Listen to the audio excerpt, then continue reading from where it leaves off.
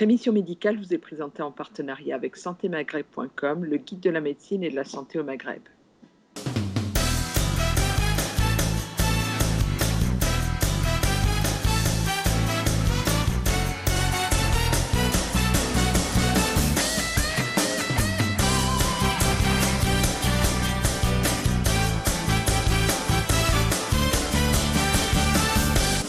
Alors, la question de la santé mentale des migrants dépend beaucoup de leur vécu dans le pays où ils arrivent, donc de leur vécu dans les pays hôtes. Et une des choses qui se passe dans les pays où ils arrivent, c'est que ils peuvent vivre, et souvent ils vivent, de la discrimination.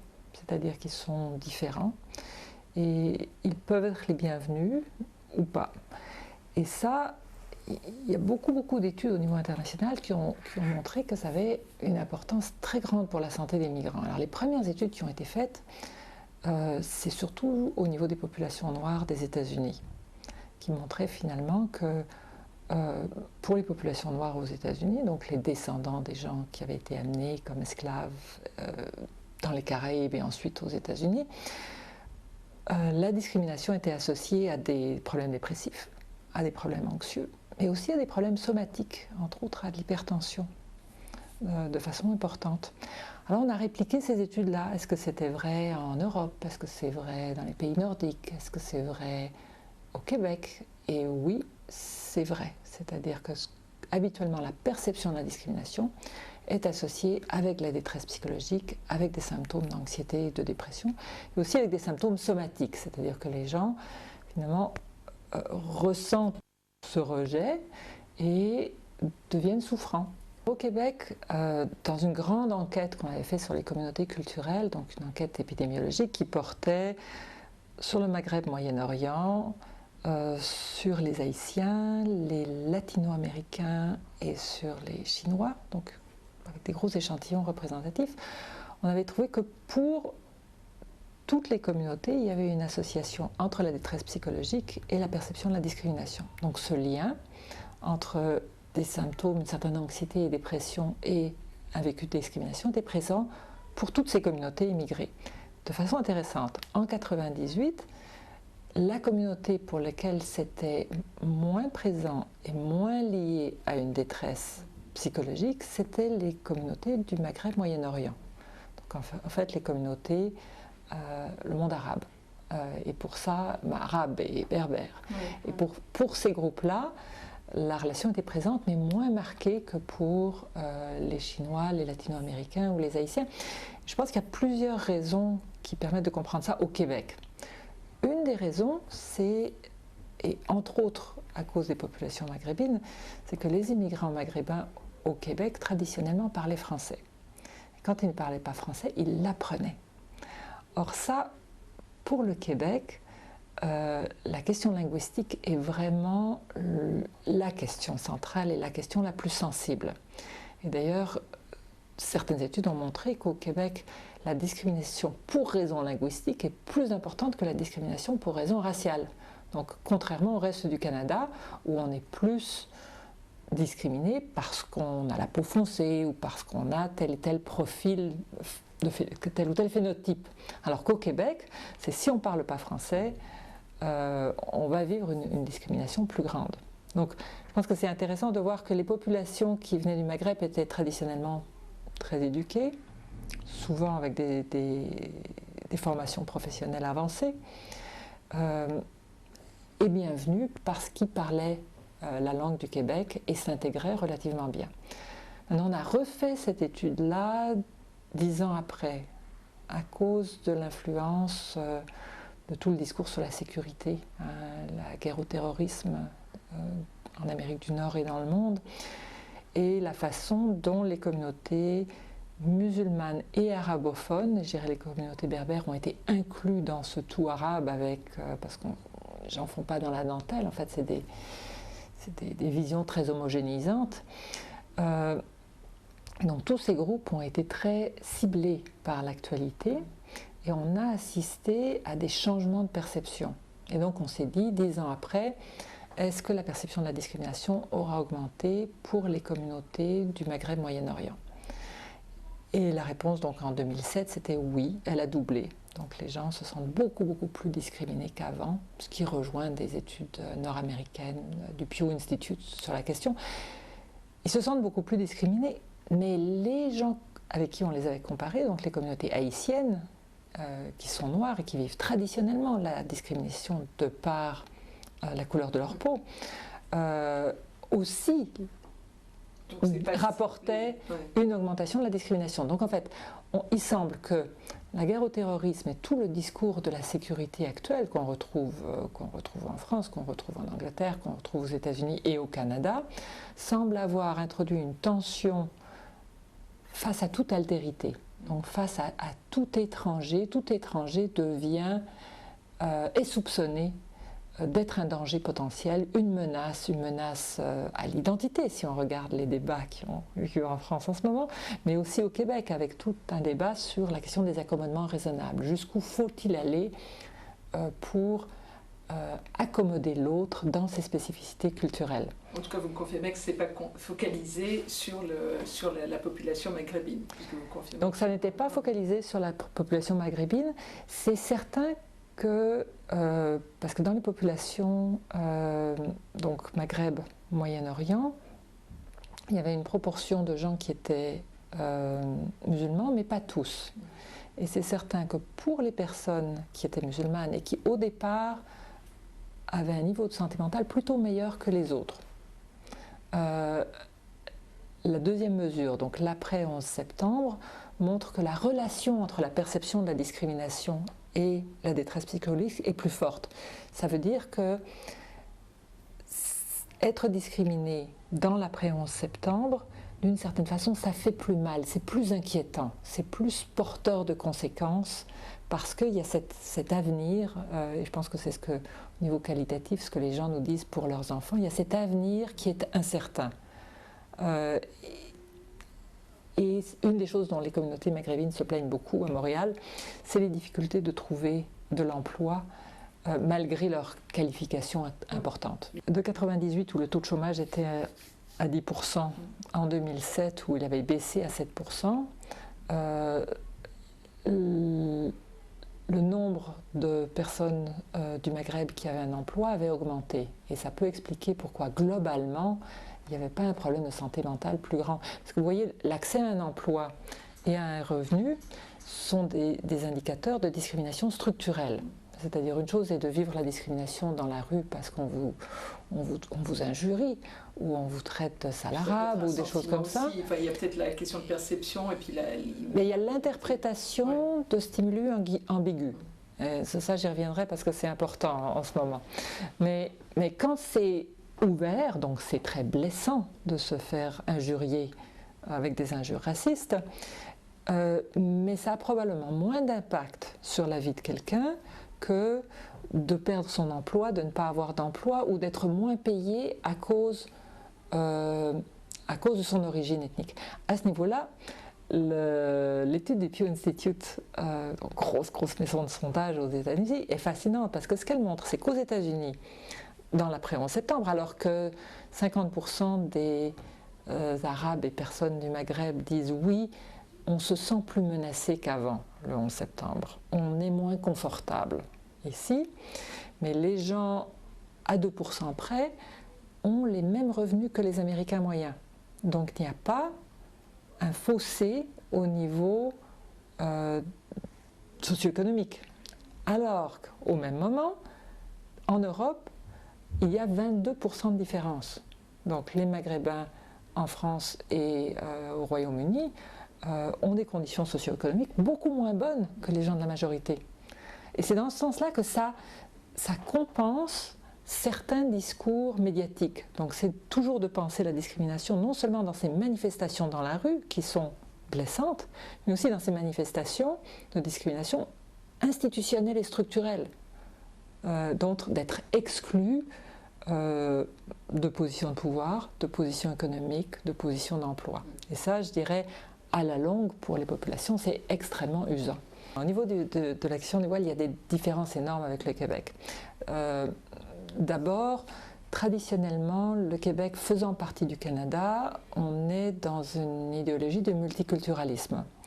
Donc théoriquement, et même au niveau de la Cour suprême, le port du voile, mais aussi du kirpan ou du turban sikh, est tout à fait permis dans les espaces publics et même dans certaines fonctions publiques. C'est pas considéré comme un signe ostentatoire Absolument pas. Des policiers de Toronto, dans leur uniforme, peuvent avoir un turban sikh. Donc on n'a pas une exclusion complète de signes religieux dans la fonction publique. Donc s'il y a un problème de discrimination, en tout cas, elle n'est pas sur l'affichage de ses croyances religieuses. Et les jeunes filles au Québec peuvent porter le voile à l'école. Les questions se sont posées, il y a eu des débats récemment au niveau des équipes de soccer. Est-ce qu'on pouvait faire du soccer voilé ou non? La question se pose. Mais, elle n'est pas tranchée pour l'instant. Elle n'est pas tranchée. C'est des questions complexes. Donc à ce niveau-là, je dirais qu'il y a une position de la possibilité de conserver des signes, une spécificité culturelle et religieuse dans l'espace public qui est très différente de ce qui se passe en France. Donc le débat ne s'est pas situé là. Toutefois, ce qu'on observe, c'est qu'avec, et surtout depuis le 11 septembre, c'est qu'avec ce sentiment de menace à l'identité et d'attaque à l'identité musulmane qui est mondial, à mon avis, il y a eu un retour protecteur vers des signes identitaires. Et donc, effectivement, plus de voiles, plus d'enfants qui manquent le vendredi parce qu'ils vont à l'école coranique, plus d'observance du ramadan, même dans les écoles primaires et secondaires. Donc, une affirmation de spécificité identitaire religieuse qu'on n'observait pas avant. Et en miroir, ça a ramené le Québec à une page d'histoire qui est quand même relativement récente. Il faut que vous pensiez que avant 1960, la plupart des livres étaient à l'index au Québec. On était dans un régime catholique extrêmement strict. Je vais vous poser la question, ça allait être la question suivante. Pourtant, est-ce que le Canada est considéré comme un pays laïque et pourquoi on ne rencontre pas ce problème? Le Québec a survécu au niveau d'une identité française parce que l'Église catholique ne voulait pas que les gens s'intègrent aux églises anglicanes et protestantes et ont donc poussé la population à se regrouper dans les villages, à désinvestir la vie économique, à garder la langue et à faire beaucoup d'enfants. Et donc il y a eu une mainmise de l'Église jusqu'au régime de Duplessis, donc jusqu'en 1959, qui faisait qu'en 1959, le rouge et le noir de Stendhal étaient à l'index. Donc on ne pouvait pas lire de la littérature. Donc le revirement laïque du Québec, qui est très marqué maintenant, est très très récent. Et dans la mémoire collective, toute imposition de signes religieux ou des signes religieux trop présents dans l'espace public ramène à un passé encore très récent. Et donc ça amène des réactions épidermiques. Et c'est vrai qu'il y a eu des réactions épidermiques ces derniers temps face à la présence de signes musulmans dans l'espace public, entre autres la burqa par exemple, et aussi par rapport à d'autres communautés comme les communautés hassidiques ou juifs orthodoxes. Et je pense qu'il faut lire ça et en lien avec le contexte mondial actuel et les discours de peur qui signifient les autres, ces autres-là en particulier, donc les musulmans sont des terroristes ou sont dangereux potentiellement, mais aussi en lien avec cette histoire, l'histoire du religieux au Québec, qui est une histoire très très récente et qui est une histoire qui n'est pas encore guérie d'une certaine façon. Donc actuellement, je pense qu'il y a plus de tensions dans l'espace public, alors avec toute cette commission qu'on a appelée des accommodements raisonnables, qui disait jusqu'où faut-il aller dans l'accommodement de nos services de santé et de nos services d'éducation aux différences culturelles et religieuses des autres. Mais c'est un débat qui est encore très ouvert et qui remonte régulièrement en Cour suprême. Donc on est très loin d'un modèle républicain à la française. Et est-ce que les tensions entre communautés sont perceptibles là-bas? Est-ce que vous êtes confronté, comme on l'a été ici, comme on l'est régulièrement ici, à des tensions entre musulmans et juifs, par exemple?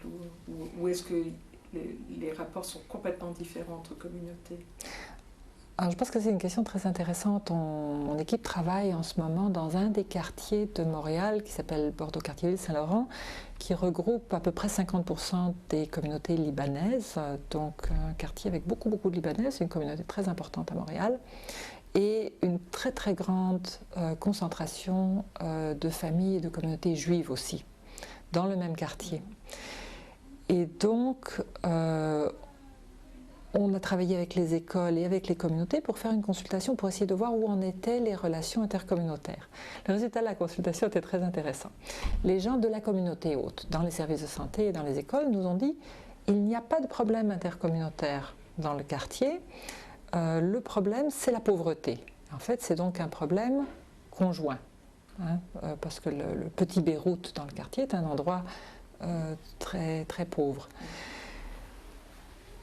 Et au niveau des communautés, ce qu'on a noté, c'était plutôt de l'évitement. C'est-à-dire, les gens n'étaient pas en relation. Ils étaient en autarcie, et donc il n'y a pas de pont. Ce qui est... donc, la bonne nouvelle, c'est qu'il n'y a pas de conflit ouvert. Oui, mais il n'y a pas de Ça n'empêche pas d'avoir certains graffitis antisémites de temps en temps, ou du Hezbollah, ou certains agirs. Enfin, on n'est pas dans la paix totale. Mais ce n'est pas un conflit ouvert, il n'y a pas de problème dans l'espace public ou dans l'espace scolaire. Mais en même temps, c'est des communautés qui ont vraiment choisi et construit dans le quartier des espaces complètement cloisonnés. Donc il n'y a finalement pas de contact. Et ça pose toute la question, ça pose des questions quand même importantes pour l'avenir, de dire, dans un contexte où l'équilibre économique est précaire et où on peut penser que dans les prochaines années, on va retomber dans des modes de crise importants, je pense que les chances qu'on en arrive à des conflits intercommunautaires ouverts sont beaucoup plus grandes. Donc en fait, il faut faire de la prévention, c'est de dire comment est-ce qu'on pense le vivre ensemble et les passerelles entre communautés sans se satisfaire du fait que on vit côte à côte et on ne se parle pas et ça ira toujours très bien. Parce que je pense que ça, c'est pas suffisant. Parce que l'évitement, ça a quand même une répercussion sur la santé mentale aussi, non? Le fait d'aller un peu contre nature, le fait d'éviter l'autre, c'est une manière aussi de se conditionner, non? Comment ils vivent? Est-ce que vous avez trouvé comme ça des choses spécifiques qui affectaient plus spécifiquement une communauté que l'autre?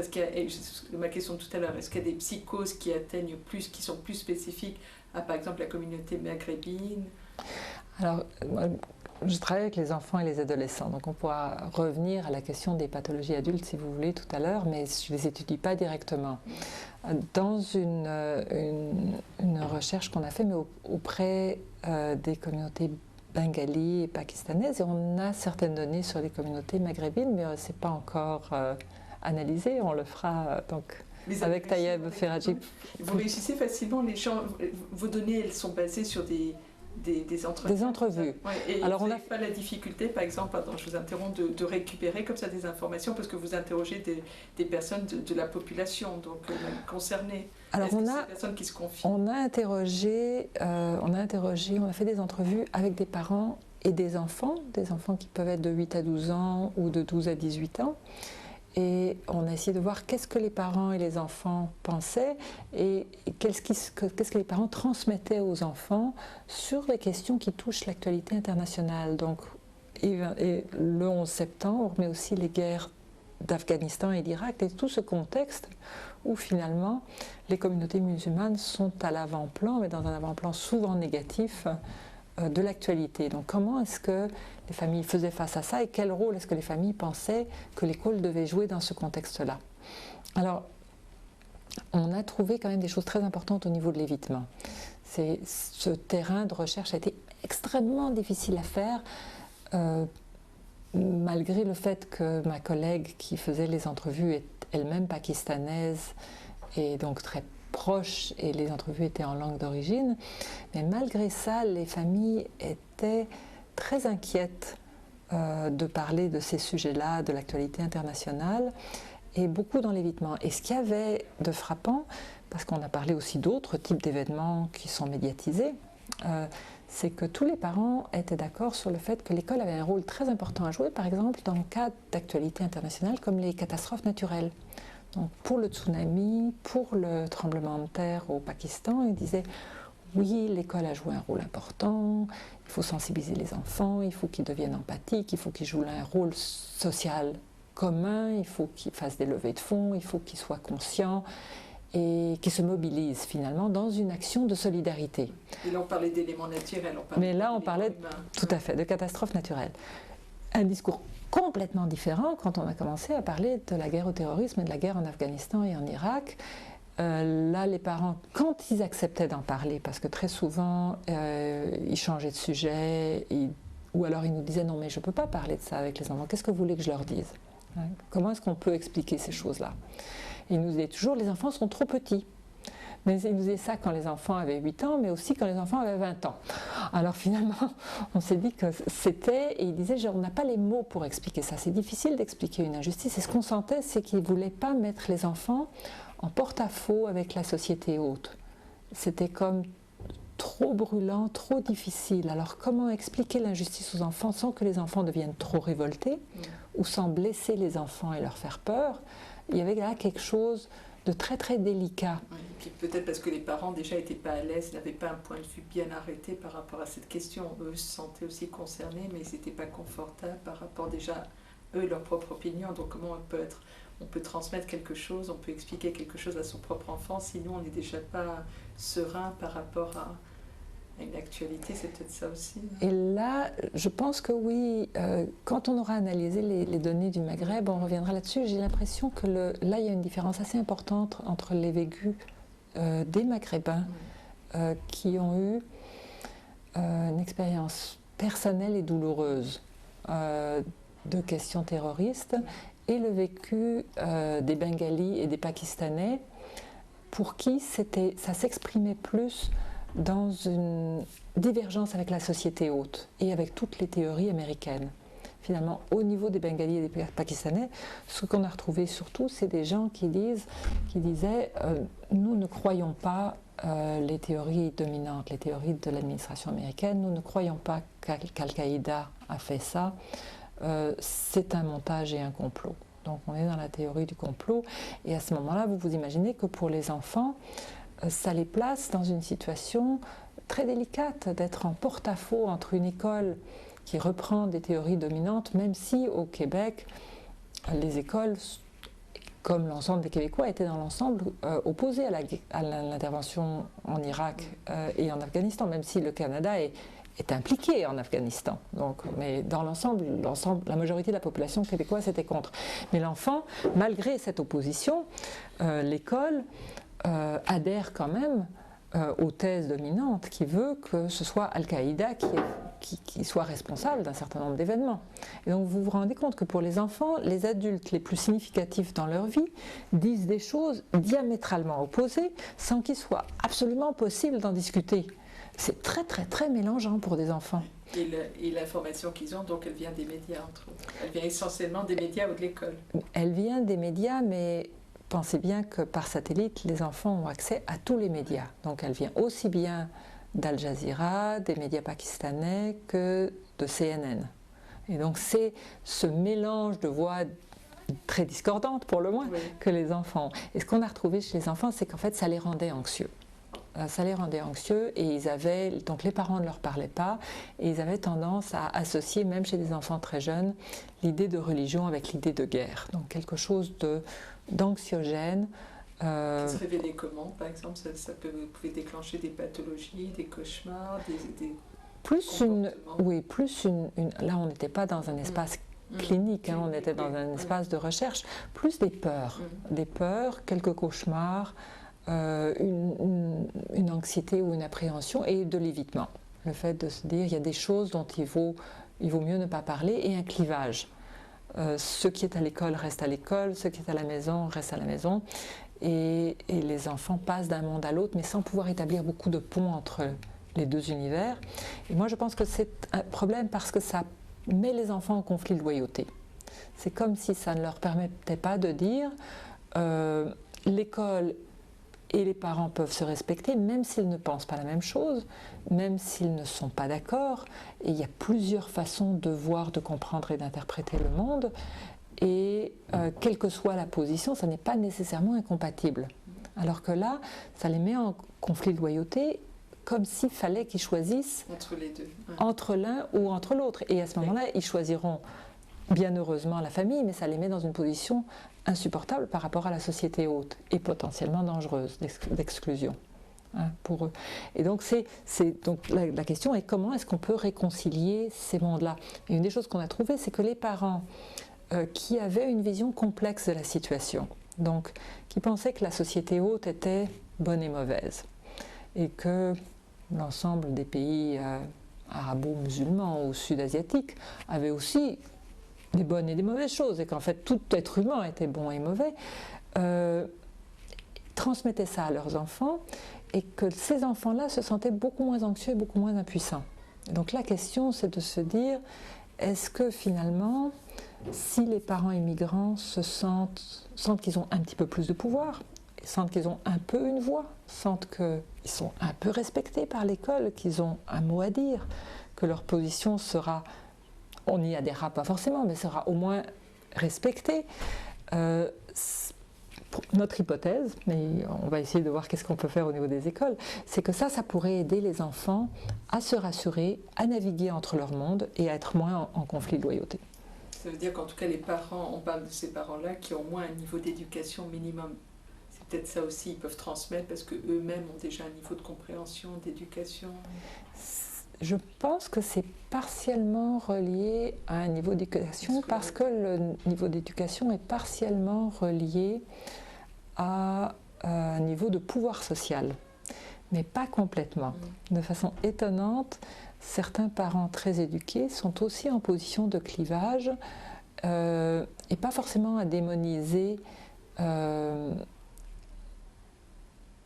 société haute, mais quelquefois en clivage inverse, c'est-à-dire à l'idéaliser et à oublier d'avoir un discours critique par rapport à cette société. Donc on est dans le déni et dans une vision où tout d'un coup cette société haute devient toute bonne, ce qu'elle n'est pas.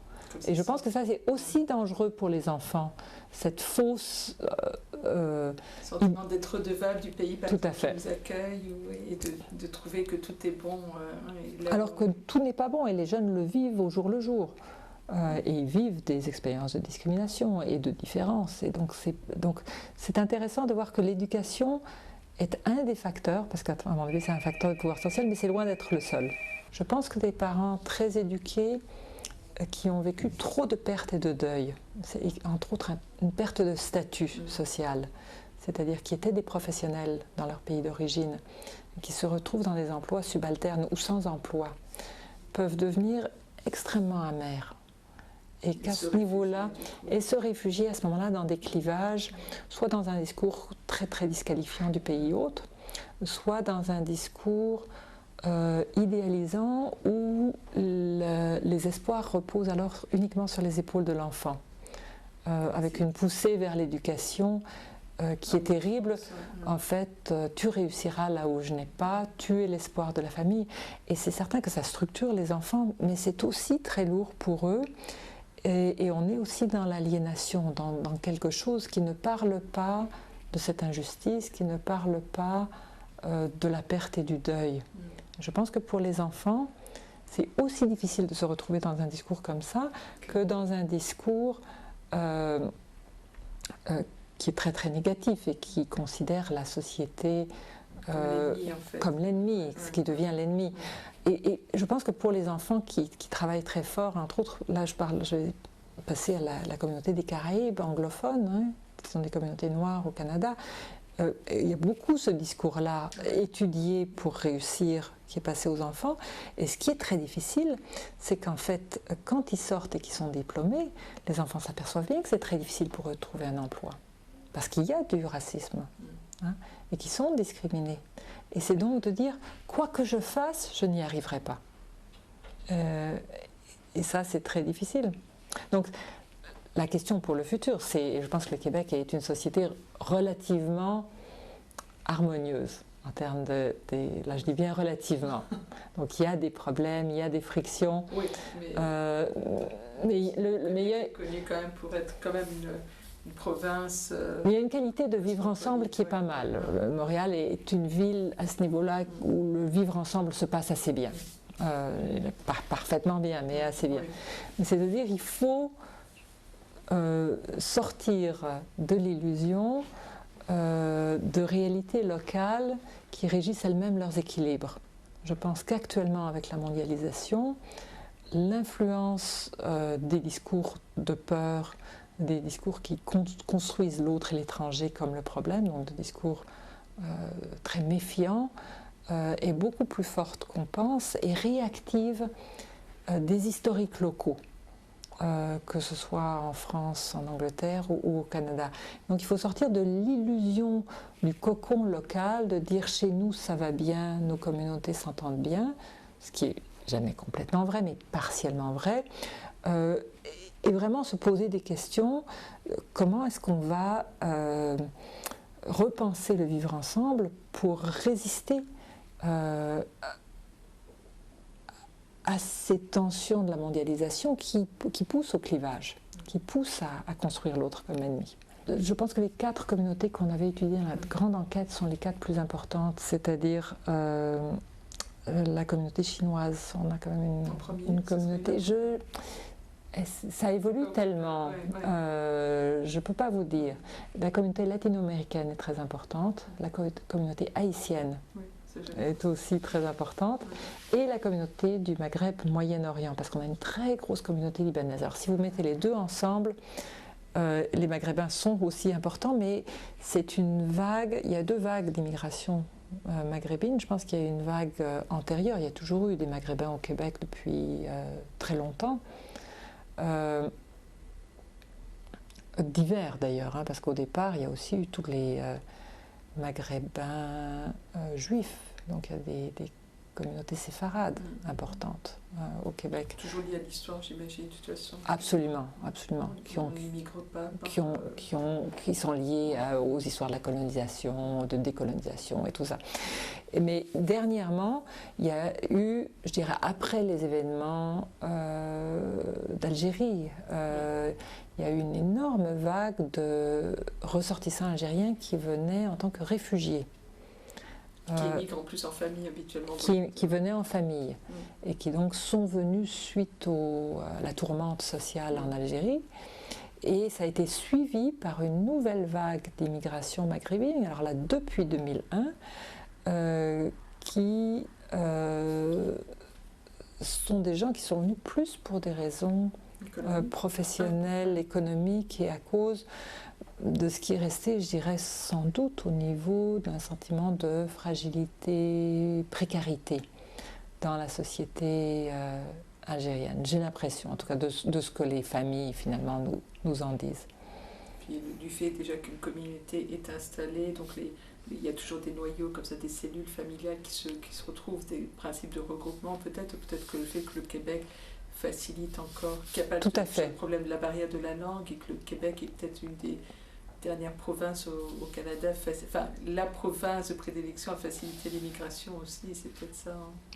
Absolument. Et alors je pense qu'il y a une présence berbère importante, mais elle est à cause de la façon dont les regroupements et les communautés sont identifiées, elle est relativement peu visible.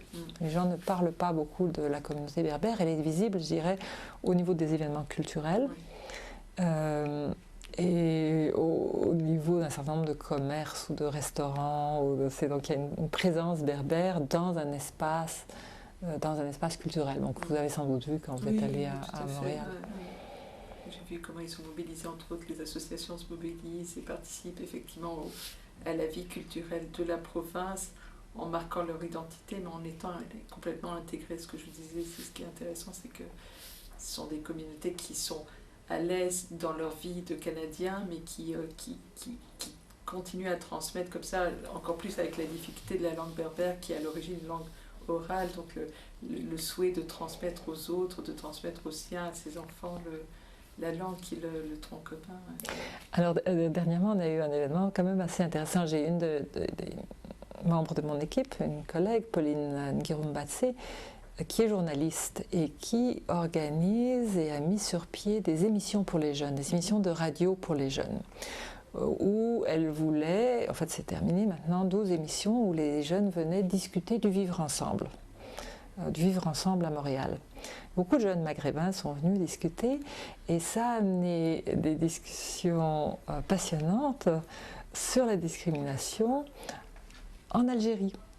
Donc sur la discrimination en Kabylie, avec le monde arabe. Et c'était très intéressant de voir ce que ça a amené comme discussion. Donc finalement, quelque chose qui permettait, encore une fois, une complexification. De dire oui, ici, quelquefois, donc au Québec, on peut vivre la discrimination. Ces jeunes-là disaient aux autres, mais chez nous aussi. Et ça ramenait un ailleurs et un fil historique. Le fait de dire la différenciation eux-nous s'inscrit dans toutes nos histoires, nous l'avons aussi amené de chez nous, et cette capacité de relativiser et de dépolariser, de dire oui c'est ici, oui ça peut nous déranger, et en même temps ça nous appartient aussi en partie. Donc c'était très intéressant comment cette histoire... La différenciation, c'est peut-être nous aussi qui l'imposons à l'autre. Hein. Mais c'est ce que ça amenait, c'était de dire c'est quelque chose de dynamique, c'est quelque chose de dynamique et d'historique qui se crée au travers de rapports de force, mais qui n'est jamais uniquement unilatéral. Oui. C'est jamais uniquement, ça se joue toujours à deux, d'une certaine façon. Puis on parle d'identité, c'est peut-être dans une démarche aussi de reconnaissance identitaire déjà de soi, de ce qu'on est, d'où on vient. Donc c'est peut-être une revendication aussi que les jeunes essayer de faire comprendre, mais peut-être de manière maladroite, ou je ne sais pas. Je pense qu'il représentait très bien cette capacité de pouvoir et de vouloir être et demeurer simultanément plusieurs choses. Donc on peut être, j'imagine, algérien, berbère, musulman, québécois, canadien, simultanément. Et à ce niveau-là, le modèle de la pluriethnicité ou du multiculturalisme québécois-canadien permet beaucoup plus une coexistence d'identités multiples sans créer un conflit de loyauté qu'un modèle républicain. Au niveau de la psychiatrie immigrante, je pense que ce qui est intéressant de voir, c'est que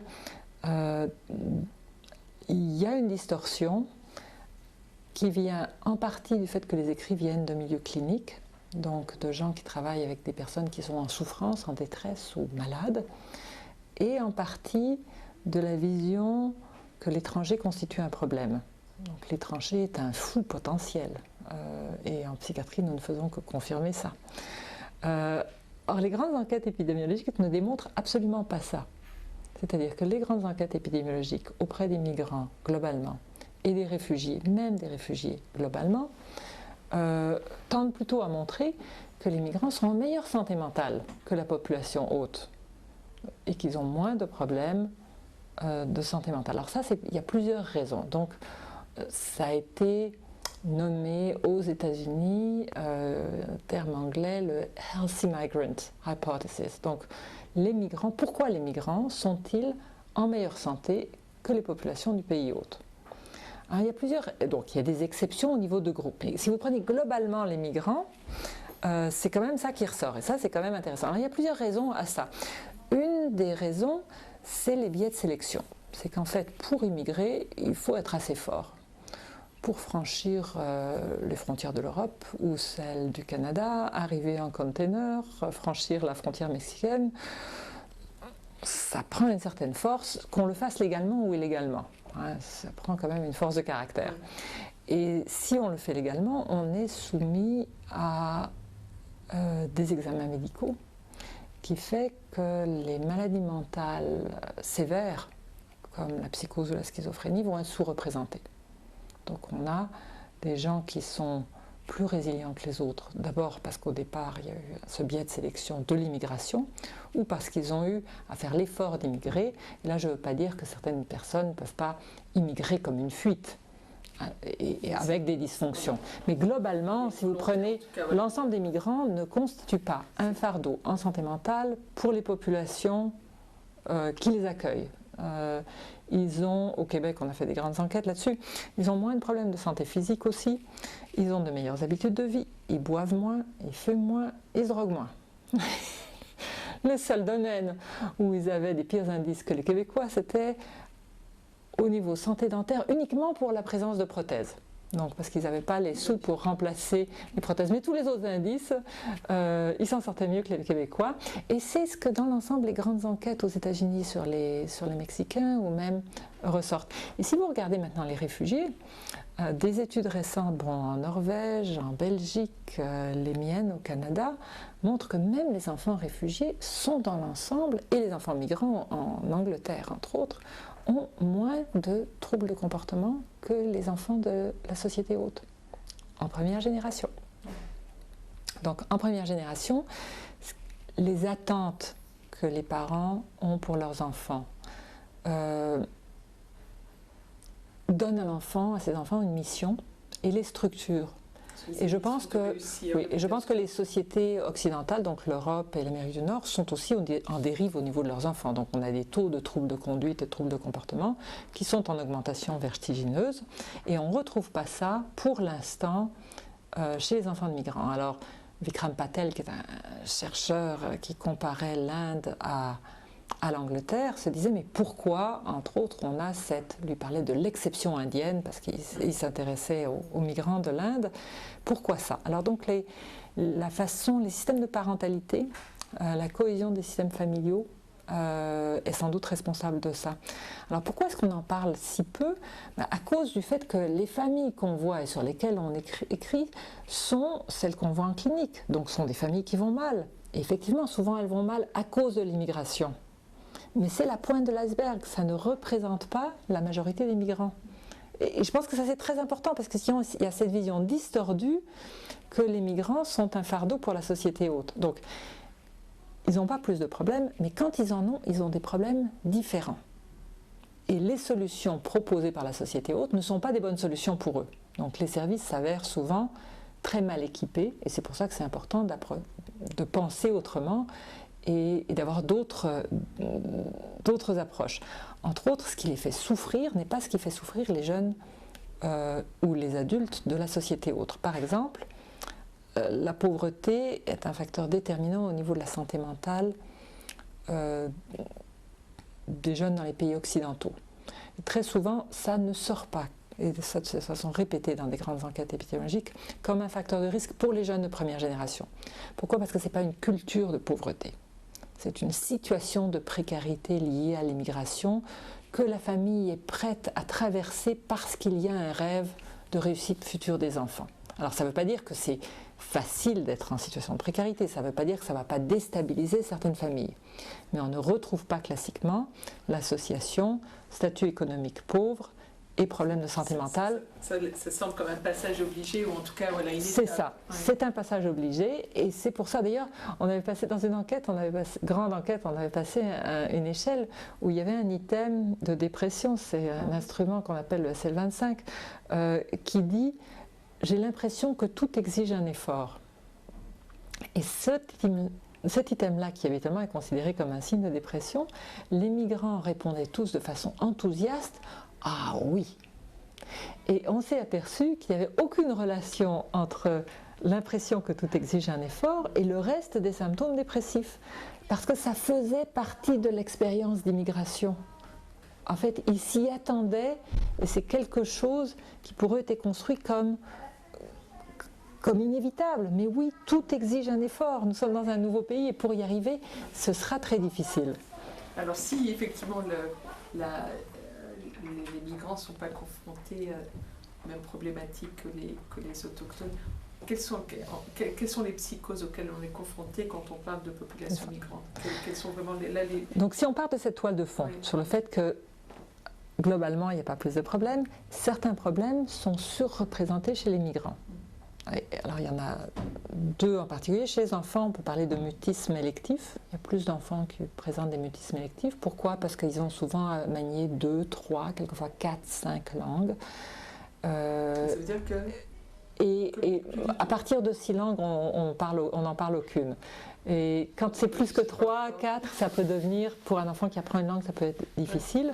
Et s'il y a des facteurs constitutionnels d'anxiété qui se rajoutent et des dysfonctions familiales, c'est certain que la multiplicité des langues conjuguée à ces facteurs-là va se traduire par des problèmes cliniques comme le mutisme électif. Au niveau de la psychose, donc c'est intéressant parce que les études montrent qu'il y a une surreprésentation aussi de psychose chez les migrants, mais qu'elle s'étend à la deuxième génération. Donc ce n'est pas du tout sélectif à la première génération et qu'elle augmente quand le fossé culturel avec la société hôte et le fossé racial augmente. Donc plus un groupe est discriminé et mal vu dans une société hôte donnée, plus ses ressortissants sont à risque de faire une psychose. Alors, les exceptions sont intéressantes parce que d'une certaine façon, elles confirment la règle. Par exemple, en Israël, l'association entre migration et psychose n'existe pas. Pourquoi ? Parce que c'est un pays d'immigration très récente. En même temps, une sous-étude en Israël montre que les Éthiopiens en Israël, eux, vont présenter plus de psychose parce que c'est un groupe qui subit la discrimination et l'exclusion, même s'ils sont juifs. Donc c'est tout à fait intéressant de se dire qu'au-delà de tel ou tel groupe, parce qu'on a longtemps pensé que les gens des Caraïbes présentent 10 fois plus de risques d'être psychotiques en Angleterre que les Anglais. C'est énorme. Alors les gens disent mais c'est génétique, on va aller voir dans les Caraïbes. Mais dans les Caraïbes, ils ne sont pas plus psychotiques que les autres. Et alors on s'est dit mais alors qu'est-ce qui se passe ? Et c'est, je pense, la position d'aliénation et de discrimination en Angleterre face à un pays face auquel ils avaient énormément d'attentes parce que c'était leur alma mater colonial qui serait responsable pour cette augmentation des taux de suicide, des taux de psychose. Oui, ce qui expliquerait que vous disiez on n'a pas ou très peu de psychose au niveau de la première génération, par contre on les trouve au niveau de la seconde génération, donc il y a une prise de conscience comme ça de ce qu'à la rigueur les parents ont accepté, les enfants l'acceptent moins ou C'est ça, on retrouve quand même une incidence accrue de psychose en première génération, mais ça persiste et dans certains cas ça augmente en deuxième génération. Et ça je pense que c'est important de se dire que pour les jeunes de deuxième génération, cette idée d'un passage obligé par une précarité parce qu'il faut s'adapter et que le futur sera meilleur, ça ne marche plus. Parce qu'ils ont un sentiment de légitimité, ils sont français, anglais, canadiens, et pourtant, ils n'ont pas les mêmes droits, ils n'ont pas les mêmes privilèges que les autres. Et donc là, ça devient beaucoup plus difficile de vivre cette précarité, parce que croire dans un futur meilleur, c'est illusoire en fait. Le rêve des parents ne tient plus. Elle se manifeste comment ces psychoses alors ? C'est quoi ? C'est des gens qui, je veux dire, qui perdent toute proportion, toute mesure de la réalité ? Est-ce que c'est des gens, vous disiez, votre étude elle est basée sur des cas cliniques. C'est quoi cette psychose que vous constatez ? Alors c'est ça, personnellement j'ai pas, là je vous parlais d'études que je connais bien, mais j'ai pas fait des études sur la psychose. Je peux vous parler de la psychose si vous voulez, mais Taïeb aussi. Non mais je pense que quand on parle de psychose, c'est plus de troubles ou de désordres mentaux, psychologiques. Non, je parle de schizophrénie. Oui, mais... Ah oui, quand vous en parliez. Ok, c'est ça.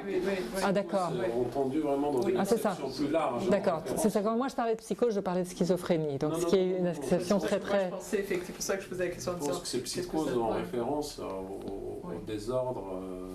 D'accord, alors... Au spectre très large. Au spectre très large, c'est ça. Pas uniquement la schizophrénie. Donc les troubles mentaux les plus fréquents chez les migrants, ça n'est pas des psychoses, c'est-à-dire c'est pas des troubles mentaux majeurs comme la schizophrénie ou les maladies bipolaires, c'est plus des maladies dans le spectre anxieux et dépressif, comme dans la population en général. C'est juste que les raisons d'être anxieux ou déprimé sont différentes de celles de la population générale.